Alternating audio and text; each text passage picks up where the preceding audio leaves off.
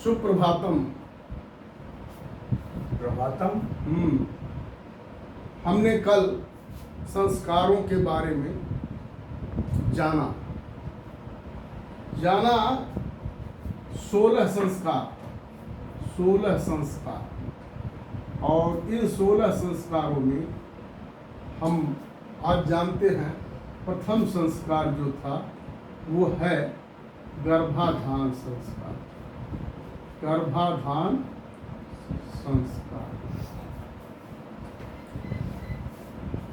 गर्भाधान संस्कार व्यक्ति का जो जीवन है, या उसे वैदिक भाषा में जैसे जातक बोलते हैं, व्यक्ति का जो जीवन है वो संस्कार युक्त है। जैसे बताया गया कि संस्कार, आपका संस्कार ऐसा था, हमारा संस्कार ऐसा है, इनका संस्कार ऐसा, जीवन जीने की जो शैली, तो शुद्धिकरण।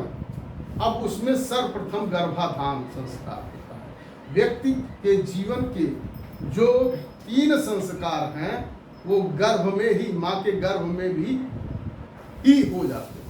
तो उसमें से पहला संस्कार है गर्भाधान संस्कार।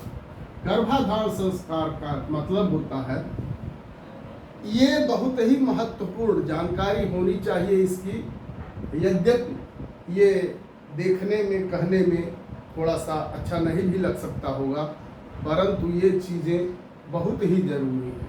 क्योंकि व्यक्ति का जो भी जन्म होता है तो प्रथम जो संस्कार होता है वो गर्भाधान संस्कार।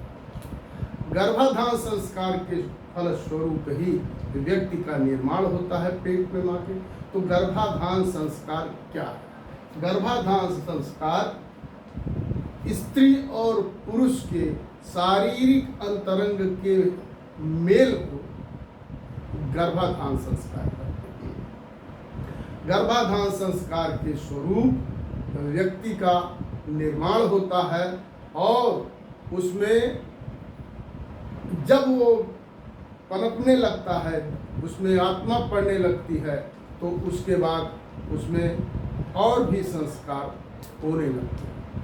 गर्भाधान संस्कार के फलस्वरूप ही व्यक्ति का निर्माण होता है और उसका आगे चल के जन्म होता है। और 3 जो संस्कार हैं वो माँ के पेट में होते हैं। वास्तव में स्त्री जब रजस्वला अवस्था में होती है, रजस्वला अवस्था के बाद ही, के पश्चात ही यह गर्भाधान संस्कार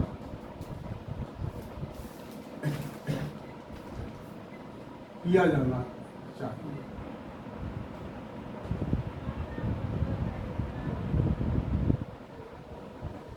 गर्भ में जितनी भी,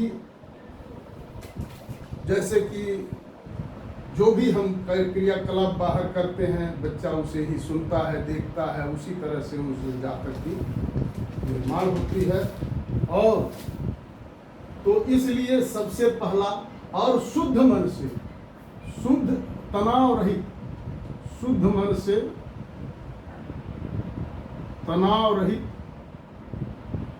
तनाव रहित होकर यह संस्कार करना चाहिए।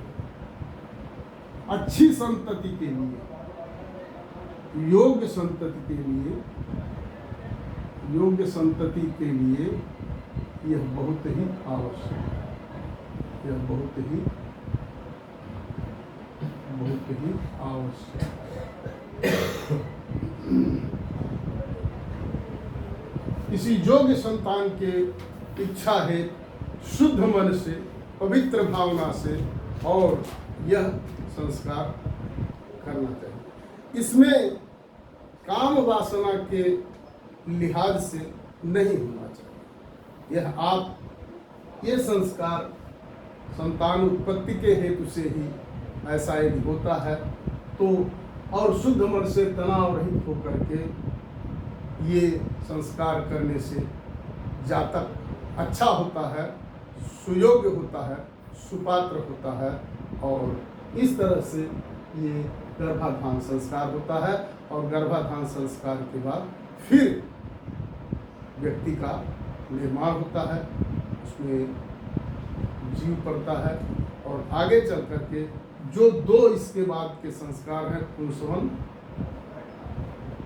और दूसरा जो संस्कार है ये सीमंतोनयन, ये दोनों संस्कार इसके बाद होते हैं। अब फिर आगे इन दोनों संस्कार के बारे में बताया गया। कमेंट बॉक्स में आप बताएं कि आपको कैसा लगा।